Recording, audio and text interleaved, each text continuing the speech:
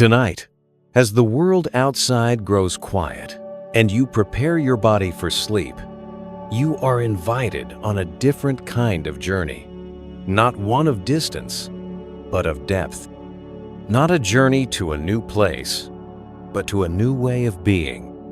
We will travel into the heart of ancient Buddhist wisdom, a path that has guided countless souls from the turmoil of a clinging mind to the serene expanse of a liberated heart.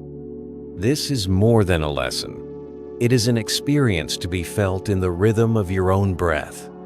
As your body softens and your mind begins to quiet, allow these words to be your guide. Let them carry you to a sanctuary where the weight of the past and the anxiety for the future can be gently set down. Release the day's concerns. Unclench the fist of your mind. For the next few hours, you will discover the profound peace that comes from mastering the art of letting go. Welcome to the sanctuary of the quiet stream. Your journey to inner freedom begins now. You find yourself at the entrance to a secluded hermitage, nestled in a valley carved by a winding river. The air is cool and sharp with the scent of damp earth and cedar. You have come here carrying a great weight, a burden of memories, regrets, and worries that clings to you like a heavy cloak. You seek a way to lay it down, to feel light again. An elder nun, her face a map of serene wrinkles, and her eyes holding a deep, placid calm, greets you with a slight bow. Her name is Amara. She leads you to a simple wooden veranda, overlooking the slow-moving river that gives the sanctuary its name. You feel heavy, she says, her voice like the gentle flow of the stream itself. You carry too much. You nod, unable to find the words to describe the years of accumulated baggage in your mind. The replayed conversations, the missed opportunities, the relentless planning for a future that never arrives as expected. Amara raises her hand and slowly closes it into a tight fist. Clench your hand like this, she instructs, as tightly as you can. Hold it. You do as she asks, squeezing your fist until your knuckles turn white. At first, it feels like an act of strength, but after a minute, your forearm begins to ache. A tremor starts in your fingers. The tension becomes a source of pain. This is the mind that clings, Amara says softly. It grasps onto thoughts, memories, and fears, believing this grip is necessary for control, for safety. But the effort of holding on is exhausting. It is the source of our deepest tension. She slowly, deliberately opens her hand. Her fingers unfurl and she lets out a soft sigh. Now, let go. You release your fist. A wave of relief flows through your hand and up your arm. The warmth of returning blood is a pleasant tingle. The absence of tension is a profound peace. The art of letting go is not an act of weakness or apathy, Amara explains. It is an act of wisdom. It is the understanding that freedom is found not in grasping, but in opening the hand. All things are impermanent, like clouds passing in the sky. You cannot hold on to a cloud. You can only watch it drift by. Why do we believe we can hold on to a thought, a feeling, or a moment in time? Her words resonate with a simple, undeniable truth. You look from your relaxed hand to the flowing river, and a new understanding begins to dawn. The sun climbs higher, warming the wooden planks of the veranda. Amara rises with a fluid grace that belies her age. Come, she says. Let us walk by the water. The river is our greatest teacher in the art of letting go. You follow her down a soft, mossy path to the river's edge. The water is clear, and you can see smooth, gray stones on the riverbed. The gentle sound of its movement is the only sound, save for the whisper of wind in the tall bamboo stalks lining the bank. Observe the river, Amara says, stopping at a spot where the current is steady. Does it hold on to the water that passed a moment ago? Does it grasp for the water yet to come from upstream? No. It is in a constant state of release. Each moment is fresh, new, and completely let go of the last. This is its nature. This is its peace. She points to a single red leaf that has fallen onto the water's surface. It bobs for a moment, then is caught by the current and begins its slow, unhurried journey downstream. It does not struggle. It does not try to swim back to the branch it came from. It simply surrenders to the flow, becoming one with the river's journey. Your thoughts and feelings are like this river, Amara continues. They arise, and they will naturally pass if you allow them to. But we build dams, we throw out anchors, we try to hold the water in our hands, and we are left with nothing but frustration and wet fingers. We fight the current, and we become exhausted. She invites you to sit on a large sun-warmed boulder at the water's edge. Close your eyes for a moment. Bring to mind one worry that you are carrying. See it clearly. Now, imagine placing that worry on a leaf and setting it upon the river. Do not push it. Do not force it. Simply watch it as the current gently takes it. Watch it float away, growing smaller and smaller until it disappears from view. You try the exercise. You picture a persistent anxiety about a future event. You visualize it as a heavy stone placed on a sturdy oak leaf. You set it on the mental river of your mind. For a moment, it swirls in an eddy, threatening to stay. But you don't fight it. You simply watch with gentle patience. Then, the main current catches it, and it begins to move. You follow it with your mind's eye as it drifts peacefully away. A sense of lightness, subtle but real, settles in your chest. This is the practice, Amara says, her voice seeming to blend with the river's murmur.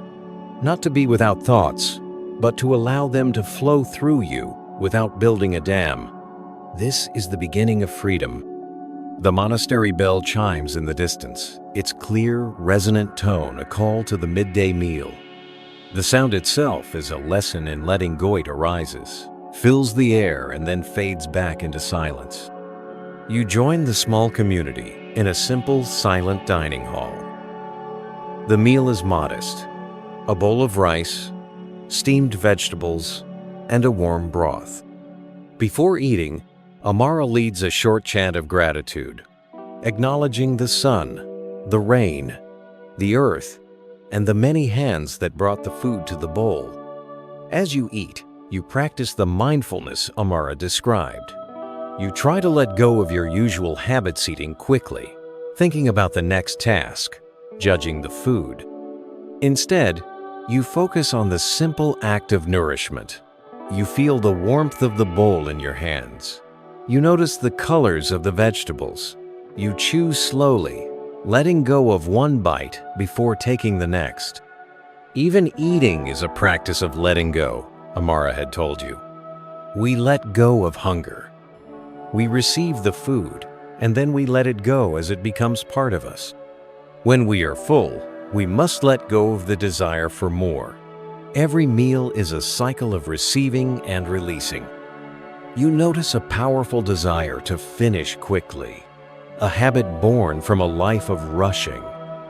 But here, in the quiet, mindful presence of the others, you practice letting that urgency go. With each conscious, slow bite, you feel yourself settling more deeply into the present moment. The food itself seems to have more flavor, more substance. When the meal is over, you clean your own bowl with warm water, a final act of mindful completion. There is no waste. The water will be used for the garden. The entire process is a seamless flow of receiving, using, and letting go. You realize how much of your life is spent accumulating and holding on to possessions, to ideas, to grievances. The simplicity of this meal feels like a profound teaching in itself. a demonstration of the lightness that comes from having just enough and letting it be enough. In the afternoon, Amara leads you to a quiet meditation hall, filled with the scent of aged wood and a single stick of burning sandalwood. "Now we will practice letting go in the landscape of the mind," she says as you both settle onto cushions. "The body knows how to release a breath. We will learn from its wisdom." She guides you to focus on your breathing. "Do not control it," she says. "Simply observe. Notice the sensation of the air entering your body on the in-breath. This is receiving. Now, pay special attention to the out-breath. With every exhalation, feel a sense of release. Let go of the air. Let go of the tension in your shoulders. Let go of the busyness in your mind. The in-breath is nourishment. The out-breath is letting go. It is the most natural rhythm in the world. You follow her instructions. Inhale. Exhale. Release. Your mind wanders, as it always does. A memory from childhood surfaces. You begin to analyze it. When you notice your mind has grasped a thought, Amara's voice says softly, do not be discouraged. This is the moment of practice. Gently acknowledge the thought. You can even label it softly in your mind. Thinking or remembering. And then, like releasing your clenched fist, gently guide your attention back to the out-breath. Let the thought go. Watch it drift away like the leaf on the river. You practice this for what seems like a long time. Thought after thought arises. A worry about work, a plan for tomorrow, an old hurt. Each time, you catch yourself clinging to the story. And each time you practice the gentle art of release, returning to the simple, physical sensation of the out-breath. Slowly, something begins to shift. The thoughts don't stop, but your relationship to them changes. They seem less solid, less personal, less urgent. They are more like clouds passing in the vast sky of your awareness. You are the sky, not the clouds. The realization brings a feeling of immense space and peace. You are not the contents of your mind. You are the awareness that holds them, and that awareness can choose not to cling. As dusk settles over the valley, painting the sky in soft hues of lavender and rose, Amara invites you for a final walk in the Hermitage Garden. At the center of the garden stands a magnificent old ginkgo tree. Its fan-shaped leaves have turned a brilliant, luminous yellow. A gentle breeze stirs its branches, and a shower of golden leaves drifts silently to the ground, blanketing the earth in a carpet of gold. This tree is a great master of letting go, Amara says, her voice full of reverence.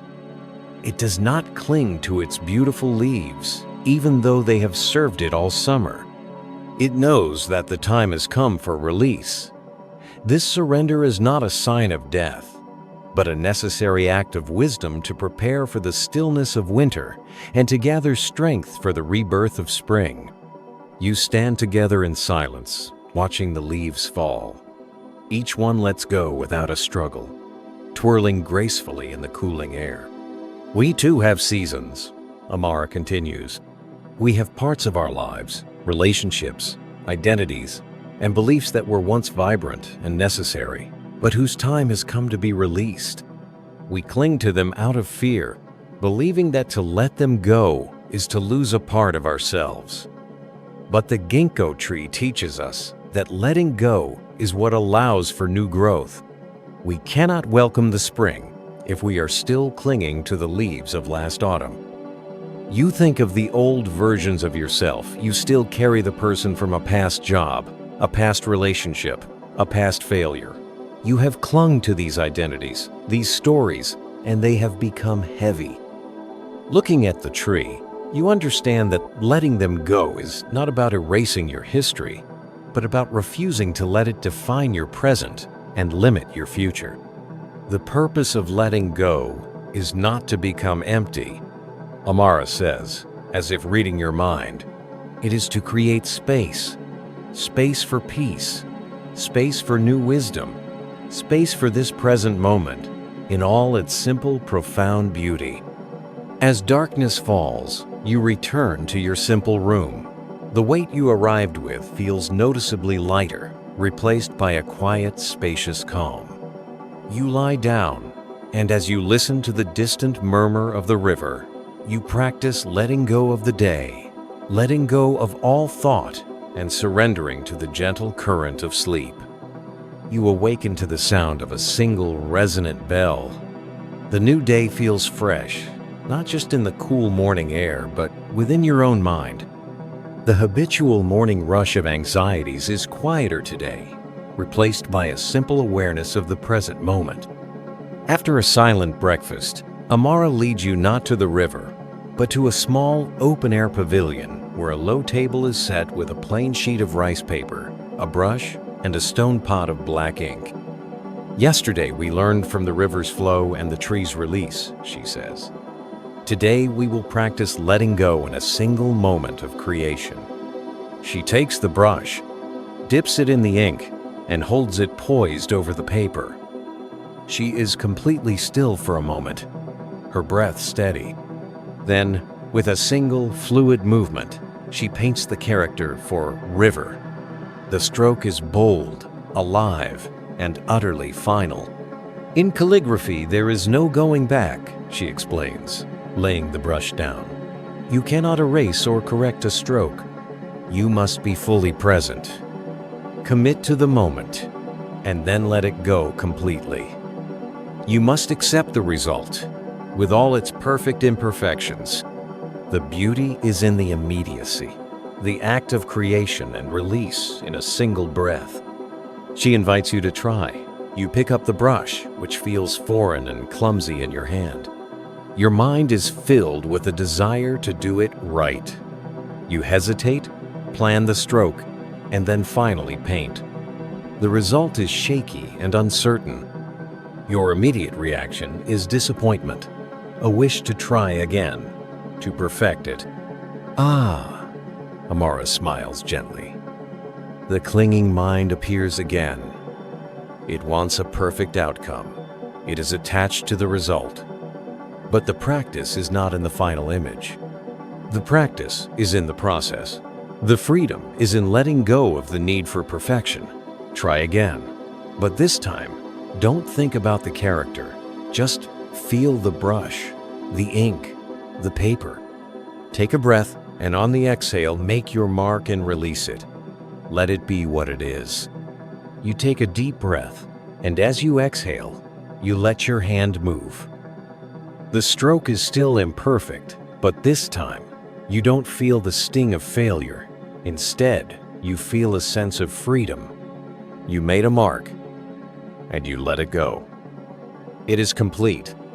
You spend the morning practicing, and with each stroke, you care less about the outcome and more about the feeling of being present for the act itself.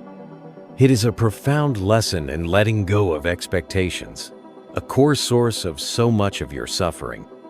Your time at the sanctuary is coming to an end. For your final conversation, Amara takes you back to the veranda overlooking the river. The afternoon sun is warm on your face. You came here with your hands clenched, she says. Now, they are beginning to open. But the habit of grasping is old and strong. When you return to your world, the temptation to clench your fists will be great. How do I practice this in a world that encourages clinging, you ask?